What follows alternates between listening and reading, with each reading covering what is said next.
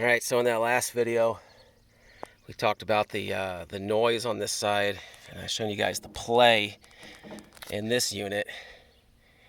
And then I went out and mowed 20 acres. I was looking at it again, and this bolt right here, let's see if we get a good shot of it.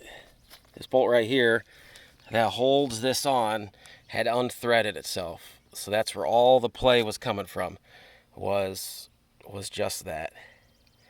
So it's pretty much just hand tight for now, and it's a huge difference. I had this off, checked the shaft inside of there. It doesn't seem to be much in the way of play there, because I'd really like to not do the bearings inside of that box. The manual actually makes it look like it's not too bad to pull that box off. I'd still prefer to not get into it. I am going to go ahead and do the bearings in the connecting piece. They do seem to have some play in them, and I've already got it off. And then I think this is the one you guys were talking about here. That bushing, and this one here is always wearing out. And I mean, there's some side to side there. And these other ones, I might even look into doing this one too. They're not bad, but they're not good. So I'm going to look into doing those. The only other thing I'm looking at right now in the manual is, so it's got those washers, which I left right in place so I knew where they came from.